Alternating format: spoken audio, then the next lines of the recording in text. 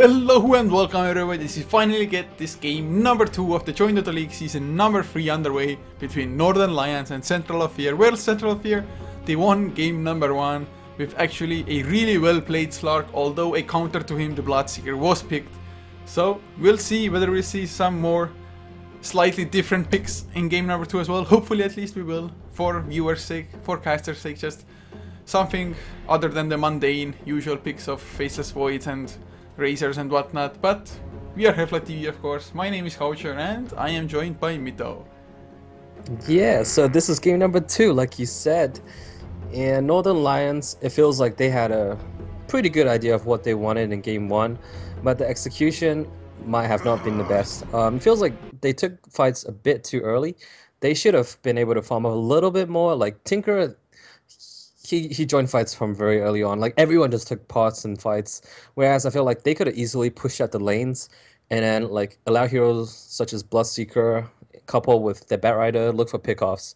Because when the Tinker is pushing all 3 lanes, your opponent team is somewhat forced to disperse and defend each lane. And if you can force out TPs at one end, then you know other lanes are free. In this kind of, well, cat and mouse kind of game would have worked out very nicely for them the previous game. Now, going into game number 2, are we gonna see again a first pick Tinker in this game, do you think? Oh man, I'm not too sure. I don't think so actually. I mean, it's not like Central Fear drafted the most ultimate counters to the Tinker, to be honest, yet still they were able to deal with that hero. So if they went for it first time again, I think it would be just a little bit too big of a risk. They can though aim for it a little bit later along the way. But we will see. Central Fear, they do have the first pick themselves. I guess Lycan once again in the pool, although last time around I don't think it got banned or picked actually. Indeed, the Lycan was neither picked nor banned. Thinking back in retrospect though, I don't think either team had a very good lineup to take Roshan. No. There was the Death Prophet, there was Abaddon. Who am I missing? Slark. Yeah, there really wasn't anyone that's particularly great at taking Rosh. Which is a little bit different from, I think, what the professional teams love to do. Going back to TI4 once again, I mean, it is a reference point because it's the nearest big tournament that just barely passed. A mere, what, 15-20 days, I think it's been.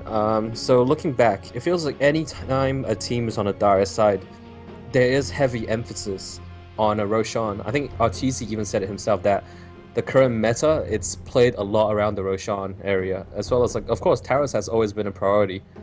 But then, let's see. I would say in jDL Season 3, the Division 2 games, they have not...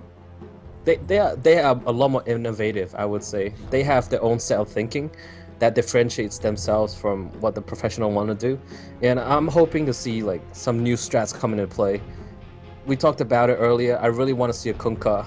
I mean, it's already becoming such a fascinating pub hero. Like, it's a pub stomp hero in a sense that everyone's trying out the Blink Dagger combo. And, well, Northern Lions, they're gonna go back to the comfort zone and pick a Tinker. Well, I mean, he did get the Boots of Travels within a pretty decent timing, which was 10 minutes. 1 minute faster than the average Blink Dagger, which Heflamok pointed out as a statsman. So, definitely was a good timing, but just what followed wasn't the most... I don't even know, man. Brain is getting tired, but... I mean, I do believe the Tidehunter though is pretty decent against the Tinker because the Ravage's range is pretty damn huge. So the Tinker actually has to be careful when they're in a proper team fight. Yeah, indeed. I'm still somewhat confused about this, like, such an early Tinker pick. It just feels like we constantly talk about, it's so easy to counter the hero. Central Fear didn't do it last time. This time, the answer to Tinker is Viper? That puts a lot of question into my head as well. Central Fear though, they are looking to be somewhat tanky, and it feels like I do expect him to go for an early to mid-game pushing lineup, by the looks of it. Well, they actually banned out the Death Prophet themselves. Of course, they don't have the first pick in the second phase as well. Although Northern Lions, do you really think that there would have been space for in their lineup for the Death Prophet? I guess the Tinker could have been easily safe lane with Death Prophet mid, but I'm not too sure if they would have gone for it. I guess better safe than sorry. A Central of Fear, fourth ban about to come out, and Northern Lions banning out a Dazzle, so they just don't want anybody to be able to keep heroes alive against the Tinker spam or just Skyraf Mage Mystic Flare. Man, this game is once again leaving me in the dark. What's gonna happen next? That's always been the big question. So Faceless Void is banned out by the Northern Lions. And Death Prophet, it's banned out by Central of Fear. It feels like they're all banning heroes that would fit very nicely in conjunction with what they have. You look at Skyraf Mage, you look at Tinker.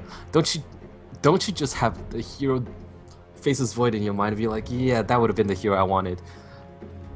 So you look at it, it's like Faceless Void is set up perfectly for the Skyraf Mage, running them countless much of the machines inside the Chronosphere. That's always a beauty. It's an easy to run combination, and it's very realistic, you know? It's not like something that's super hard. Like you want to combo Darkseer with Shadow Fiend, with Kunkka, with Jakiro. Like it's not the ultimate one bow combo. That's almost impossible to pull off. I mean, later on, Faceless Void, his Chronosphere cooldown is what, 80 seconds. With the Aghanim Scepter upgrade, it's only 60 seconds. So plenty of options. Like, even if it doesn't work for once, you can always come back in a mere minute. So both teams, they're getting rid of the big ultimate heroes. And now looking at Central of Fear, they have a Tidehunter for their offlane already. Viper, a hero that somewhat lacks mobility. He moves extremely slow. I think it starts out with 280 MS. Correct me if I'm wrong, because I'm often wrong. But don't they need heroes? I would say Storm would be a great hero in this game. Heroes like Skyraf Mage, sure, you've got the Ancient Seal. Shadow Shaman, sure, you have the Hex and whatnot. But all three heroes right now are extremely fragile. One step, Storm Spirit, if they go for a Storm Spirit. A big if. If the Storm Spirit gets a BKB, then all three of those heroes are food. Yeah, I mean, I definitely wouldn't mind the Storm Spirit. It's just such a good hero against the Tinker, and well, Central Fear, they do have the room for that one extra core. Running Viper, maybe even in an aggressive tri-lane if they really wanted to. Tinker, of course, not the most common of aggressive tri-lane heroes, definitely not as a support. But actually, why do you think they picked up a Tinker here? I mean, yes, in theory he has some great spells to steal, especially the Mass Serpent Wards, but doesn't have those reliable spells like Viper Strike, for example, from Viper, or even something like a Doom would be easier to steal. Oh well, I'm not too sure. I guess Rubik is, well, it couldn't have been preemptive by any means, because I was gonna say, hey, they might have gone to Rubik to prevent the Northern Lions from picking Rubik themselves because they have a Tidehunter. But Rubik, I feel like any spell he steals is gonna be pretty fine. Wraith King is gonna be the easy target, right? Oh, actually, going back a little bit, they might have really tried to prevent the Rubik from being picked up by the Northern Lions because they have Viper and Tidehunter. Viper, you can't miss. All you're gonna be getting is that Viper Strike, right? I mean, it's a guarantee because he only has one castable ability, whereas Tidehunter, he's got 3, but if the Rubik plays it smart, he can always steal the Ravage. So I think, and the Rubik provides no field, so it's a preparation that led up to the Spectre pick. It makes the Spectre that much tankier with the null field later on in the game. And Spectre being one of this is another good counter towards Tinker. It all depends how it's played though. Like, Spectre can be really fat and he can hunt down Tinker by himself, but if the Tinker gets a Scythe of Vice, instant Hex up, don't panic, rearm, Hex and TP, whatnot. There are so many ways of playing it. But Spectre, I think this is it. This is the great hero that we've been looking for. Lots of squishy heroes. Shadow Shaman, Skyraf, Tinker. And then Wraith King, who needs mana to be able to be effective. Spectre can easily go for Diffusal Blade. I think this might even be an opportunity, like it might even be the kind of game where Spectre doesn't have to get the Radiance. This might be the kind of game where Spectre can easily go for, say, phase drums and then directly into Diffusal, because I feel Diffusal in this particular matchup can do wonders. Yeah, I mean, already for just getting rid of the Tinker's Ghost Scepter will be really crucial in just landing the kills on him. Although actually, at the moment, Tinker, if he just has the Ghost Scepter and there's no Diffusal Blade, he can TP out rather easily unless they just have a lot of damage, which I don't really see them having the burst. So they either need to use the Ravage or have the telekinesis from the Rubik. But then again, Rubik of course can steal the Brave Fire Blast so easily, like you mentioned already. But still, Tinker might have a nice time just blinking and TPing away. Although Spectre overall, if he gets super tanky, just the dispersion against the burst that Tinker has to offer can be a huge source of damage in return onto Northern Alliance. But we see a Darkseer pickup, and man, have I missed that hero or what? Oh, Darkseer, this hero just completely disappeared. Haven't seen him in any... Like, this hero literally disappeared. That end of story, right? But what does Northern Alliance really have to compound the effect with the Darkseer? I mean, Darkseer is a hero that we've traditionally known as being the hero that can fit with any lineup. It can just combo with just about anyone. But Northern Alliance, who do they really have to combo with? I mean, if we want to talk about it, I can see the Wraith King going in and dying, and then everyone gets vacuumed, and then tons of Matcha Machine, and then like the Mystic Flare. But I still have no idea how Northern Alliance want to pull this one off. Man, that's exactly what they're gonna do. Wraith King, he's gonna build the Bloodstone so he could suicide and get the reincarnation immediately after the vacuum. Oh my goodness. If they actually do that, I will forever be a Northern Alliance fan. There's nothing stopping me from loving them for doing that. I've been wanting to see a... Oh, what? What? Okay, what it will be a on? remake with all pick because it wasn't ticketed, so jumping into the new okay. lobby, hopefully not gonna miss it. Don't scare me. I thought maybe there was a possibility that the hero was randomed. Yeah, thank God that it wasn't. I mean, Wait I did a notice that second. it wasn't ticketed, and even some viewers were like, why the hell isn't it on Dota TV? Oh yeah, I saw it. Give me a second. I need to... There we go. Fast. Yes. Yeah. You made it. So, based on the drafts, if you even remember them anymore, who would you say has the advantage? Based on the draft. So let's do a quick recap. It was Tidehunter, Viper, Rubik, Spectre. Oh, I could just watch it on the stream. Spectre, what was the last pick? I don't remember the last pick. Oh, it's Leshrac. Oh, it was Leshrac. Oh man, I don't know. Leshrac has always been a bit of a bummer for me. I don't like the hero. I would much rather have Lina. I'm sure Leshrac can push towers. So can Lina with the attack speed of hers, man. Exactly. That's why I would much rather have Lina. And if Lina gets an Aghanim Scepter, which isn't all that hard because she farms fast with her combos, the Lina's Laguna Blade goes through BKB. This lineup, this match, I'm gonna have to go with Central of Fear. Well, I'll just go for with Northern Alliance because otherwise it would be boring if we both were rooting for the same team. But That's true. I just, based on last game's Tinker, I'm a little bit skeptical coming into this game, of course. It can be turned around, and you were already talking about it as well when we saw the Darkseer pick.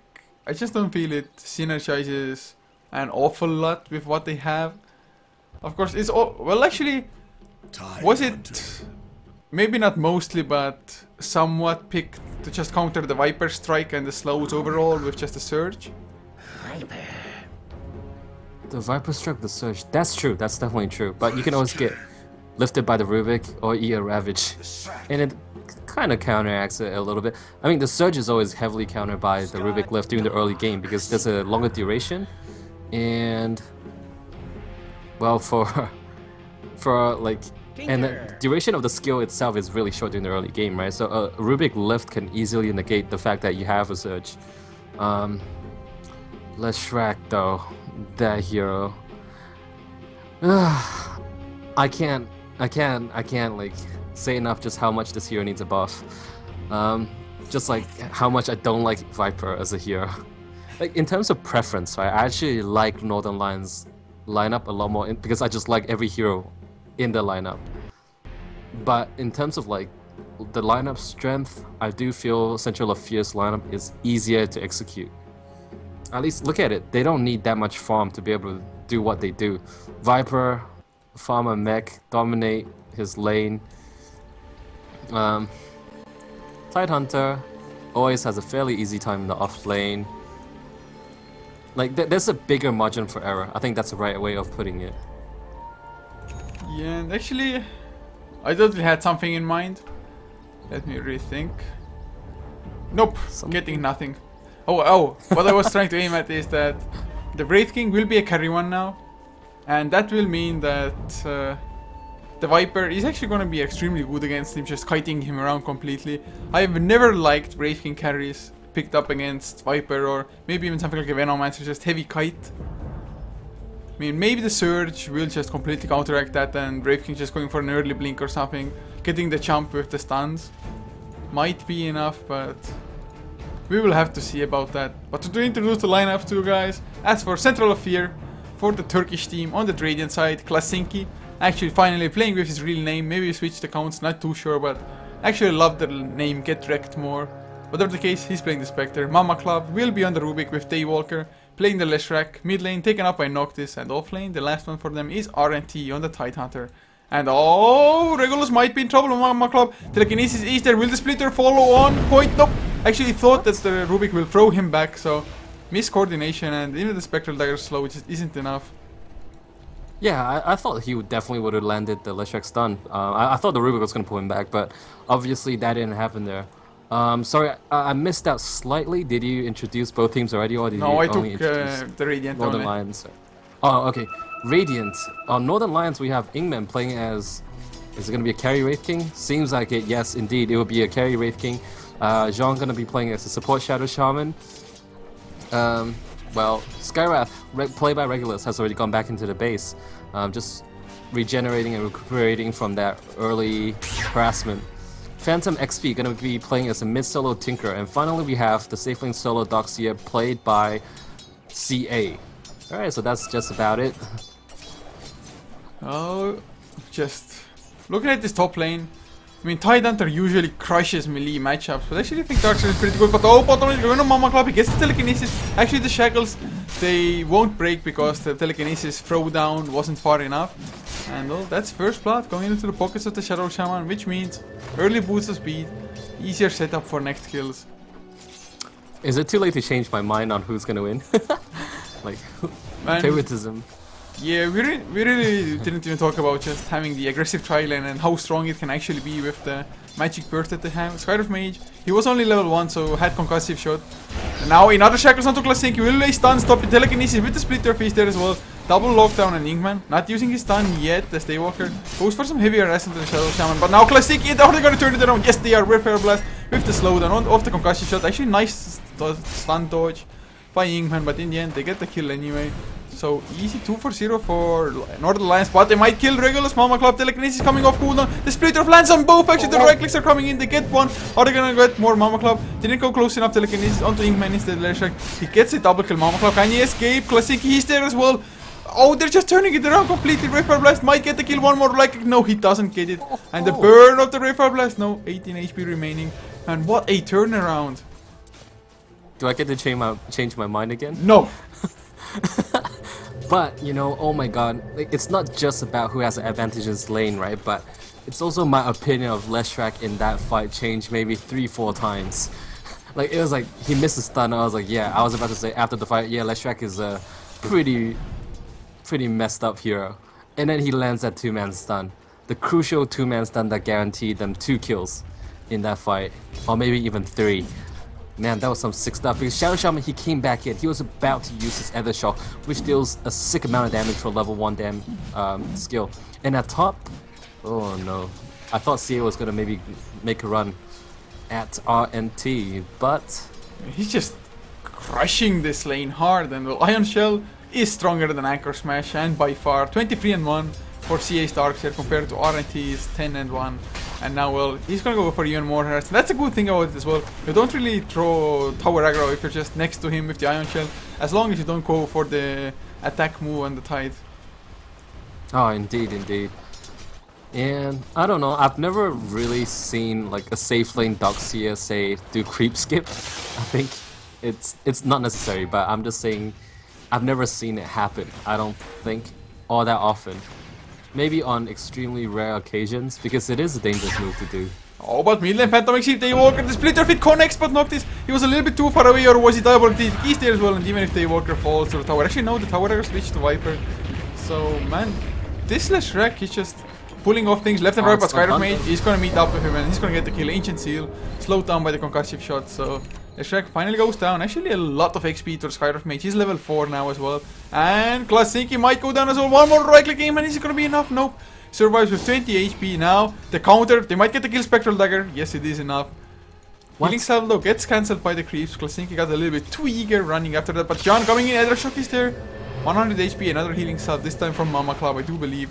So 5-3 is the overall kill score, still favoring the Central Fear, but Mama Club, Telekinesis is their split Earth to follow as well. This time they don't mess it up, and well, make it another kill as Spectre. He's 3-1-0. Indeed, wow, this is very, very good for the Spectre. Even though he's not getting a lot of last hits, he makes up for it with 3 kills. Wanna maybe discuss his skill build a little bit. As of late, I've seen a lot more, say, Spectre maxing out Desolate first.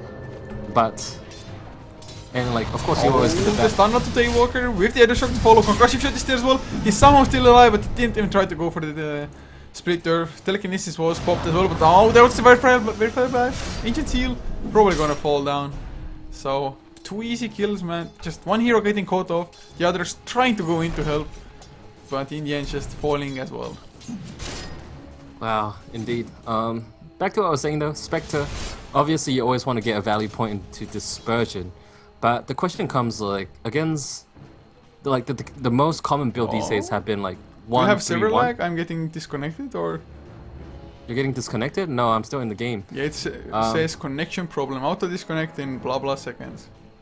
Oh no, it's the red letters of Doom. Like Doom has doomed your screen, the but top right corner. OBS isn't messing up for me for like, usually if it's net problems it's like overall, but at the moment it's Steam only, it looks like. Well, I'll try to keep you guys updated on what's going on. So down at bottom, Klasinki, he is last sitting under the tower, and that supports are starting to come in. So Rubik, they want to make it go, or do they? Yes, indeed, they want to go on the Wraith King, but Mama Club was a little too far from Ingman, who plays the Wraith King. So just a little bit of a standoff once again. So back to square one. And Doxia, CA, he is extremely low and has ended up going back to the base. So right now, in terms of last hit, RNT is actually not that far behind. 6.5 minutes in, Doxia has 44-1, whereas the Tidehunter has 31-2. So just about 13 CS difference isn't all that great. So Tidehunter, I would have to say he's doing very well for himself in this lane. Down the bottom, action-packed, Daywalker goes down once again. And looks like right now they're just going on Klasinki, and now it's my turn to disconnect. I'm getting the red letters of doom in my top right corner. Yeah, it's happening to some people on chat as well, so looks like it's an all-around thing at the moment, and even my reconnect isn't really working. Okay, I'll just tell you what's happening right now. So Klasinki, he died, and so did Shadow Shaman and Skywrath Mage, and people are typing what the, in game. So I'm guessing this is a global issue in terms of Dota 2. In fact, I'll go and check the Steam status right now for everybody. And so far, the Dota 2 coordinators for... Oh dear God. Seems like it's fine, but... It hasn't had a chance to update that it's not fine. No, there is a huge problem. The game is paused right now. Klasinki, he's been saying, I lag like hell, anyone else? And somebody, you can't even see the name, says... types why me too, and Klasinki says, what Perfect is going English. On? Yeah.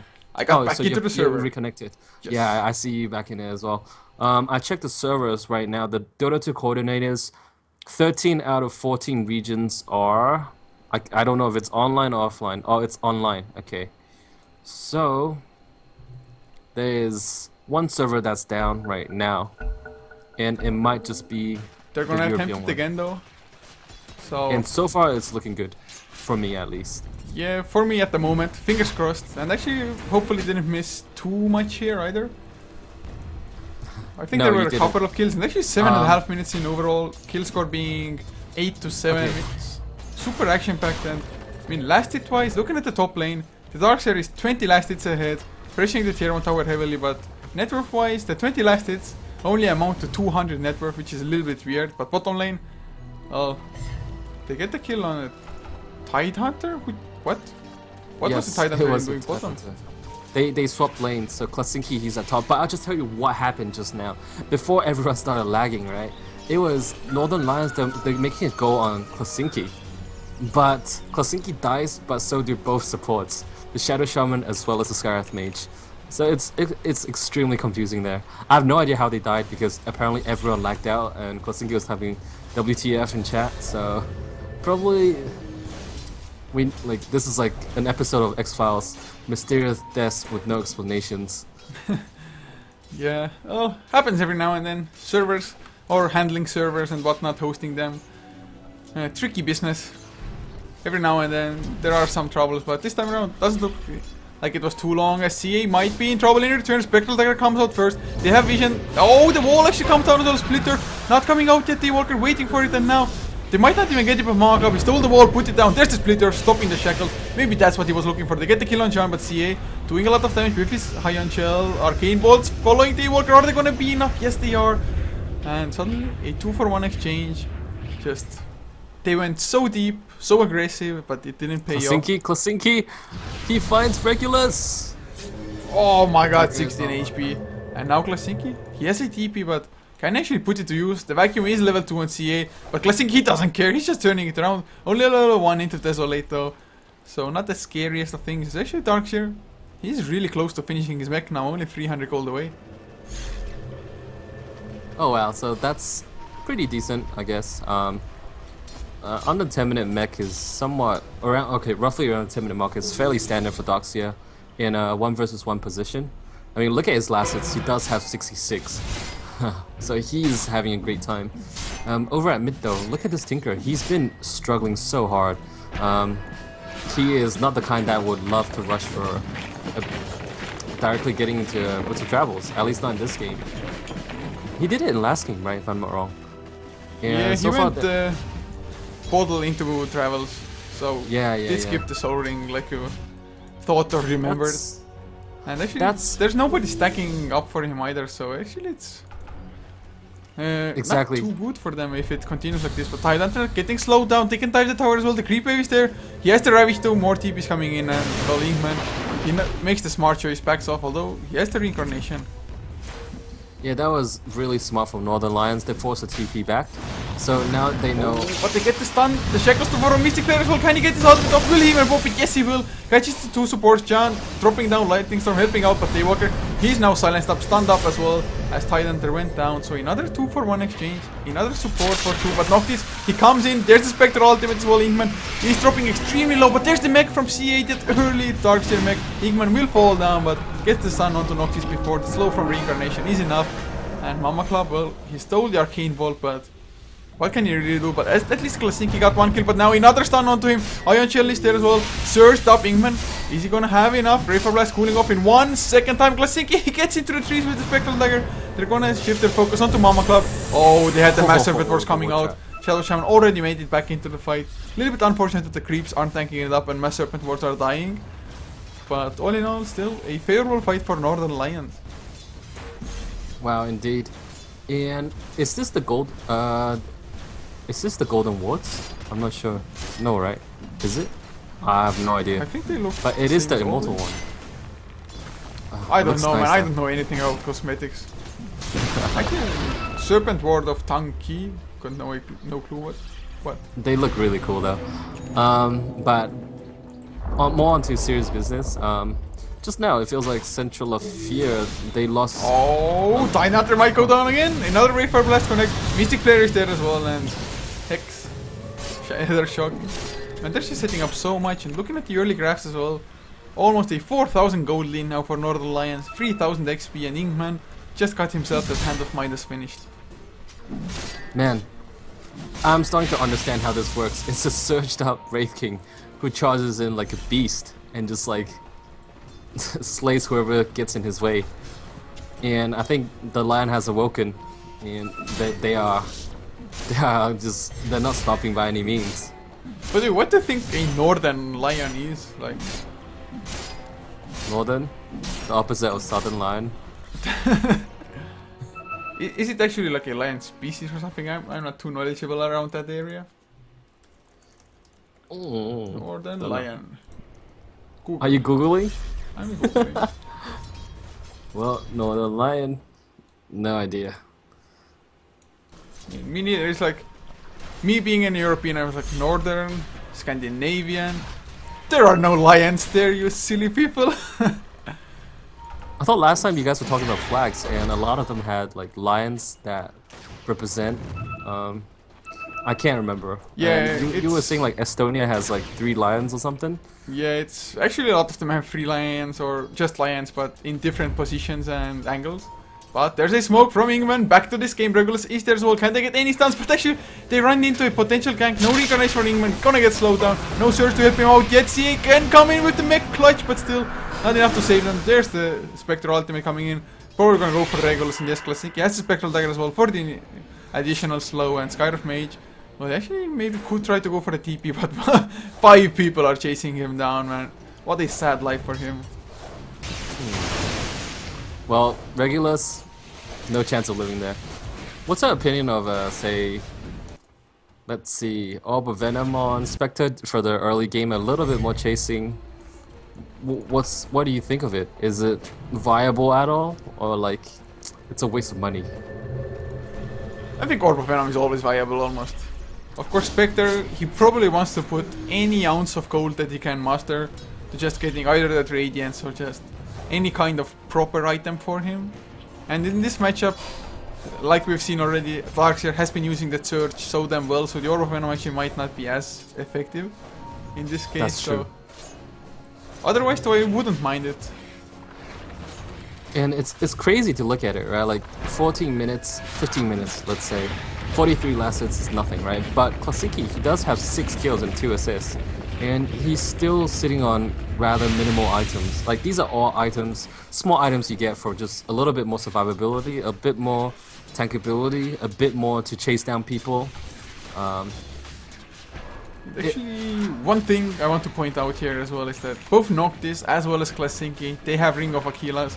Usually it's something you want to avoid. Yes, it's still a pretty decent item, giving you some stats and whatnot. But usually it's like 1 drums, 1 Aquila, 1 urn, 1 mech, of course.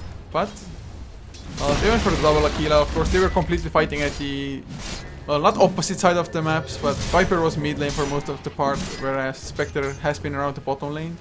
And actually Ingman, he got the tier 1 tower top lane, he got the last hit for it as well.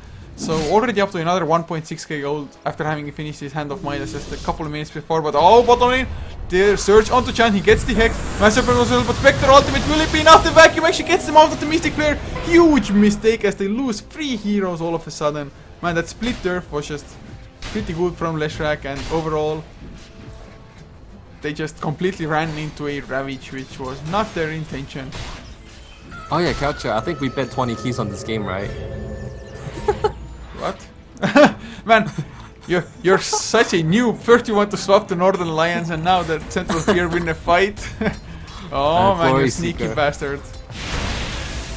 Purely a glory hunter, right? It's like, oh yeah, whoever wins, I'll support you. You're a glory hole hunter, man. Oh no. That's what you are. That is no. Don't be denying it now. Don't be denying. You just forgot to say the hole yourself. I'm helping you out, man. Oh snap. Oh man, I feel like Doom has used Doom on me. Completely burnt. Oh, but we see another fight, Regulus. He goes into the enemy jungle, wants to get the kill on Viper, but of course solo, not gonna happen. So suddenly 17 to 15. Net worth wise, Northern Lions still have the top 3. But looking at the graphs now, have been dropping down a little bit. Was almost 7,500 gold lead actually for Northern Lions now, down to 5,000 XP. From 4 to 1,000. So looking good, although Tinker will have his Blink Dagger in only 6 gold. So that is definitely something good for them, as Drums finished on Klasinki, another 1.2k gold. So what prediction will you make? Is he gonna go for those earlier fighting items like you suggested in the draft, or is he gonna go for that casual Radiance? I believe typically Spectre will always love to have a Radiance if at all possible. But is this a game to have that Radiance? I would say probably, because they are not winning, you know, right now. They're on the back foot. Let's put it this way. Gold XP graph probably will reflect that. Yeah, 5,000 gold in favor of Northern Lions. Oh, XP is actually fairly even. Oh, we have a pause. Even more time for me to talk. But when you're on the back foot and you want to come back into the game, what's the comeback mechanics? Can you go for a semi-carry Spectre in this situation? Can you allow Viper to do like an equal amount that you can bring? And the answer for now is a no. So I feel like Spectre needs to be that all-in carry, you know, the one where you have the ultimate like six slot luxury items. And Radiance, in my opinion, is the first step towards victory for them if they are able to achieve it at all. Spectre with Radiance, well, first of all, his farming rate is going to increase, right? Second of all, it feels like in team fights, Diffusal is good. It's great against Wraith King, but if you can just have the Radiance burn plus the Desolate damage, that's gonna totally just melt those supports. And back to a fact that we were talking about since the beginning of the draft, actually even before the draft, we talked about how professional teams, they like to favor, like if they're on the dire side, they like to put a lot of emphasis and focus on the Roshan. I wouldn't be surprised if Northern Lions are going for it. In fact, it's just pinged out as I'm speaking. And this is something that I've been waiting for quite some time. And a question that I've been asking myself is, who comes out on top if either team goes for the Roche? Top laning, man, he's gonna be in a lot of trouble. Actually, use your hand of mine is actually does that just now. Reincarnation Bow, Phantom XP actually providing some covering, man. When I get Vacuum, which got stolen, but they still want to turn it around. Stun on Warranty. Do they have enough follow-up Phantom XP? Heat-seeking Missile gonna get telekinesis up. And, well, a little bit too late on that concussive shot.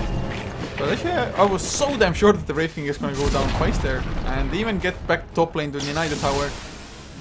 Or bottom lane, rather. Wow. And, well, coming back to your question. If they go for Roche, who has the better of it, or who has the safer fight there? I actually think that Central Affair will do a bit better in Roche Pit than but Lion. Don't forget although there's a Tinker, there's a Tinker, man. There's a Tinker and a Darkseer. And Roche fights, those two heroes are considered extremely dangerous. Shadow Shaman's pretty good as well in this tiny pit. And it looks like Northern Lions, they are going to go for the Roche, but a little bit of miscoordination because Jean, he's already used up his Mass Serpent wards. And that's a pretty awkward place to shackle the Roshan because there is a ward. They didn't do all of their homework. They didn't get the de-warding done. So right now Central of Fear, they're very aware, but Spectre does not have his ultimate for another 45 seconds or so. Yeah, the Roche is going down relatively fast here as well. Tinker will now set down the Mars of the Machines for anybody to just who wants to come and try to contest this. They are coming in full force. They have the Ravages of Tinker already on the high ground. There's the Ravage coming out. Hits 3 heroes. All will it pin off Shadow Shaman? He can't get off his single spell. The Vacuum is there onto 4 heroes with the Mystic Flare onto 2 wall. Almost perfect, but everybody's still somehow alive. The mech came into use. Roshan, can they get his Noctis? Trying to do it. Phantom XP gets the kill on Tide. Noctis goes down. Klasinki. Oh nope, Darkseer picks up the Aegis, but actually it was snatched. So Radiant got the last for Klasinki. Will get the TP out as well from the high ground. But Mama Club might not be as lucky. Phantom XP wants to chase him down. Juke. No, goodbye. It was risky from Central Fear to actually go into there, and they survived for a pretty long time, to be honest, if you ask me. But they just lacked the damage. I mean, if Spectre had had his Haunt, I think they actually might have had enough damage to get a few kills faster and not actually have to put themselves into the Roche Pit and just not be able to run out from there anymore. Yeah. And actually, before that fight, Viper, he went for a 19-minute Hand of Midas. I mean, I do understand it to some extent because they just want to build up some more late game as well and just guarantee farm on the Viper, I guess. But 19 minutes in, do you think it's worth going for one? 90 minutes. Whoa. Sorry, could you just repeat that one more time? I was a little bit distracted right there, because I'll tell you what I'm thinking about right after. So could you just repeat that for me one more time? Yeah, I mean, Viper going for a 19-minute Midas. Maybe just want to secure guaranteed items into the late game, but 19 minutes in is a little bit too late. And Northern Lions, I mean, they've been rather aggressive with this Brave King of theirs, so I mean, just Viper Midas 19 minutes in, worth or not. Normally, I'm really against catch-up Midas, but this is the kind of game where I feel like it's gonna go on for a very long time. It's that like battle of the century, you know, the Spectre. It goes back. The feeling really goes back to like 6.67 era, where you see those ultra late game like Anti-Mage versus Spectre, or like Morphling, or Medusa even. Medusa was, or like Phantom Lancer. These are all those like ultra long games. And when you have a Tinker who's defending on one side, and on the other side you have a Spectre, it does appear to be one of those long games. I think eventually Spectre is going to be like more of the powerhouse in this matchup, but ultimately I have to favor like at this stage I have to favor Northern Lions because they have the momentum. They have a pipe as well, which they just activated to get the tower. They get the tower, but Ingman, are they going to get the kill? Oh, beautiful splitter, Great Fire Blast stolen, and well, that one life went down so fast, but CA still has the vacuum wall. Oh, Shackles from the high ground into the Mystic Flare, but the Ravish stopped it. Oh, what a vacuum though! They get two heroes onto the high ground, wall comes out as well. Darkseid is dropping low himself, he has the Aegis though. They kill off the Shadow Shaman, Darkseid gonna fall as well. They don't want to fight in the wall. Knock this, can he get Phantom XP? He's completely out of mana on the Tinker, or not, just had barely enough for that Dagon of his. So in the end, a 3-for-2, CA back alive. But what a crazy fight that was in the vacuum, just bringing two heroes to the high ground like that. Oh, they find RNT as well, but they have enough damage to the side, and Ancient Seal, oh man, Crack and Shell, thank god he got that, otherwise the burst was pretty damn sick, but Arcane Balls and the Iron Shell, they get the kill anyway, but Klasinki, Phantom XP, he's back as well now. He makes himself scarce, going for the TP out, will be successful. Okay, so even though Central of Fear lost that fight, Spectre, he is not all that far from completing his Radiance. And another fact I want to mention is like that Roche fight.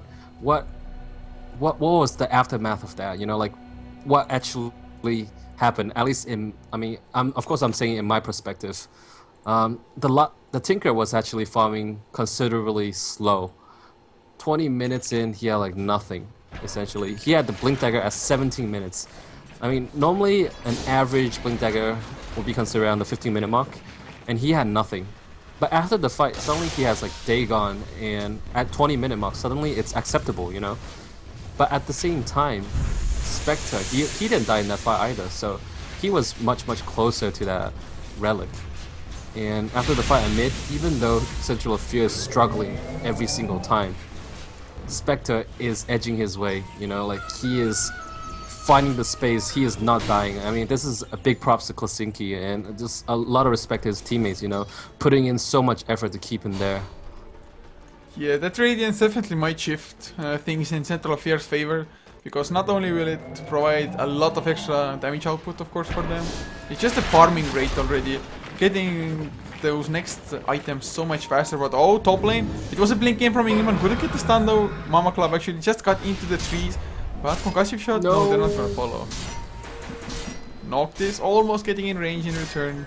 Not quite though, not quite. Oh, I think what they need to do right now is use that first Radiance to see if, to get a feel if they can take on team fights, you know? Like, oh man, this really sucks. Just about like when they can fight, suddenly Ingman, he already has the reincarnation once again. I think this is just good timing. They're gonna go in aggressive as well. There's the vacuum, on to 3 heroes with the wall as well. And Tidehunter, he was in a good position, but he didn't account for those aggressive plays from Northern Lions, so he couldn't even get the Ravage off. 2 heroes down. Tinker though falls as well in the background with the Klasinki and RNT pulling their might together, but now RNT gets stunned up, the tower falls down as well. Shackles onto RNT, and even the Kraken Shell can't really help with the crit coming in from Ingman. So in the end, a 3-for-1, yes, it's good that they got the Tinker, but they used the solo Ravage for it, and man, Northern Lions completely just chomping the gun there. And Spectre doesn't have a TP to go back and defend, and it was very questionable play from the Tidehunter. He could have easily just walked away, but he's he stood there and then just allow Ingman to get up close, like with a blink dagger, and just stunned up. And now they're at least gonna lose one side of Rex. I don't think it'll be 2, but this one is guaranteed. Yeah, and the Mass Serpent was, man, it feels like he has a cheat or something, some cooldown reduction, because they just used it at the tier 2, it feels like, but nope. Just getting into Rex, backing off smartly as well, and I mean, that one fight, we were just saying that, yeah, Spectre getting his Radiance just might make a difference, but I mean, I guess it still might. It's just that hell of a lot harder all of a sudden. It's the hats. It has to be the hats. Those are like some sick looking Mass Serpent wards. It's like, even though they don't actually reduce the cooldown, but they give you a feeling of reduced cooldown, if that makes any sense at all. No, it does not, man. Not to me, at least. Actually, they look so cool that your perspective of time changes. Ah. Yes. Okay. Getting better, getting warmer. But now CA, the Darkseer, has himself 2.7k gold. So I guess can either go for a blink dagger. He does have a 4-step though to get into position faster. Of course, boots of travels are something that is always a good investment into the future, I feel like. Especially if you already have a Tinker as well, just you can gank so much easier with 2 heroes coming in globally. Brave King has himself a Maelstrom flying out. So they're just getting so many items. Looking at the graphs, it's well a 14,000 gold lead for Northern Lions, around 7,500 XP, and that's E-Blade finished on Tinker as well. Oh man. Wow, Northern Lions, they are just playing... I think they're making all the right moves. They're putting on the pressure. They're not giving Spectre any time to farm.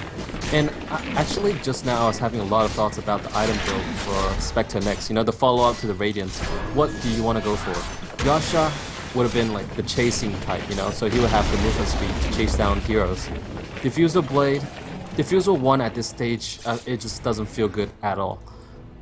There's way too much, the mana pool on all the heroes on the side of Northern Lions is way too big, and the chance of you burning out the mana from, say, a Wraith King is just too low. So then it was like, should he be going for a heart so that his solutions are tanky, but at the same time they lack the physical damage to take down heroes fast enough. You know, after the Ravage, you kind of want that like burst to be able to take down somebody.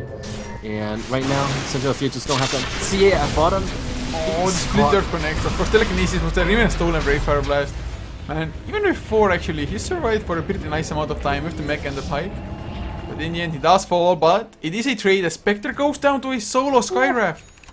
Holy crap, that Rod of Aethos just keeping Klasinki in place, man. That is something I did not expect to see during the entirety of this game, I have to say. And RNT at mid. Oh my god, this is disaster if he goes down now. He has buyback though, but Tinker just blew up the Rubik. Who doesn't have buyback, and neither does Klasinki. So this is like a 40-second timing window that they can go push in. Mass Serpent wards are off cooldown. And Daywalker, he comes in as well. Oh my god, there is the Ethereal Blade. Brave Blast to follow, but Dagon not using it yet. Oh, he wanted the kill. He's like, yeah, I'm not gonna leave the kill to Wraith King. Are you kidding me? You know what just came to my mind? Seeing like Daywalker's position and Spectre getting solo killed, I have to come up with a really sarcastic "What?" That was my feeling right then and there. And then the second one was "Why?" It's mind-boggling. Really, I have no explanation to why he chose that pathing. Maybe he just clicked base and was like, yeah, I can grab a drink or something, and then discovered, oh shit, the pathing went from mid lane. That's the only explanation I can really have, because it's not like he tried to do anything to the Tinker really as well. He just ran. It's like, yeah, hello. Maybe he was trying to be so sneaky that, or so casual about running like that, that maybe Northern Lions would have put him down as a teammate because he just was running the same direction they were. I don't know. Oh man, that's the time when you actually won Ogre Magi or a Centaur in Dota 1, you know? They sometimes they can be passed off as neutral creep, but not in Dota 2. Too bad. Ha. Yeah. Man. Well, the game's not over, but at this stage it does feel over. Like if Central of Fear continues the weird moves that they're doing. I think at this stage maybe they played too many games today, you know? It's been mentally exhausting and very taxing on the players. And at this stage, they just want to have a good time, sit back, relax. Daywalker, I think he might be daydreaming instead of walking. I don't know. By the way, I mean, Daywalker, he's the support player for them, but I mean, doesn't Night Stalker himself say like Night Stalker, Daywalker or something? So, wouldn't you have to play Night Stalker for that and be a Daywalker when it's daytime? Or you can pick on dying and you can have The Walking Dead. Lol.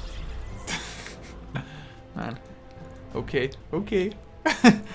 And I'm sorry. looking at the item progression now, Mjolnir finished up on the Wraith King. CA has himself an ultimate orb, so probably a hex in the making for the Darkseer. Roshan is up as well. They have the Mass Serpent Wards. Do they want to use it for this? Well, that's the answer, they do. And wow, Skyrim Mage.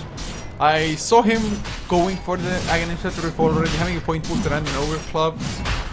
I myself don't really think that it's the best item, but I guess if he misses the first Mystic Flare and or the vacuum pulls them out of it or something like that, he can still place down a second one. Oh man, but don't forget, okay, so there's a lot of ATOS, right? Plus Tinker has E-Blade. Imagine what happens when someone gets, Ancient Seal, plus E-Blade, plus Mystic Flare, plus Dagon 5. Yeah, I can imagine exactly what happens. Poof! And the hero Magic is no Dragon, longer... right? No! After Puff, it's the Magic Dragon. Oh man, no Magic Dragon here, no puffs. It's Poof, not Puff. For me at least. Puff the Magic Dragon is bad! Bad for their health. No. No? At this stage, I don't know what Central Fear can do, like, on a realistic note. So is it a BKB purchase? Is that gonna be a BKB purchase? Oh, it is on the Viper. Man, they are just going for survivability and tankability, but you're looking at pretty much 0 damage. Like there is no burst whatsoever from Central Fear at this stage of the game. Radiance burn, it's all damage over time. Viper is damage over time. Shrek is even more damage over time.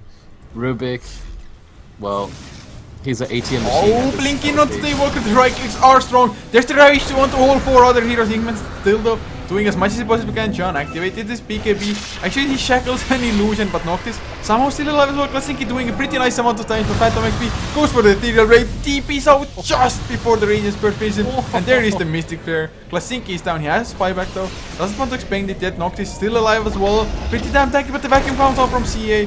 There's the Dagon Phantom XP. Makes it back into the fight then. This is GG.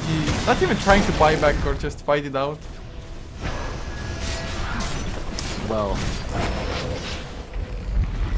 Well, I guess we have a 1-1 then.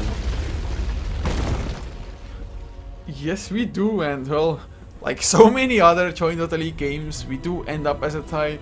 I mean, it's not like Northern Lions, they played bad in the first game. It just, the Bloodseeker didn't work out at all. And of course, Central Fear played really well in the first game as well, nothing to take away from them. But another one won. I mean, I'm just excited to see how the end results of the season will actually be if we're having so many draws. It would be like the ultimate tiebreakers of tiebreakers. Yeah, it might happen. But guys, this will actually wrap it up for us for the day. Only 2 best of 2s and probably no night shift either, which is kind of a surprise to us. So, huge thanks to Mito, of course, for casting with me. Yeah, I mean, it's definitely a night shift for me. It's almost 5 AM at my place, and I have to head out in like 3.5 hours. It's gonna be great fun. Great fun. It's been great here tonight. So yeah, well, even more thanks then, since you're staying up so late for us. But guys, all of you who tuned in, huge thanks to you as well, of course. Hopefully you guys enjoyed what we brought to you. It was some nice Dota, some kind of other different hero picks as well. Thank God for that.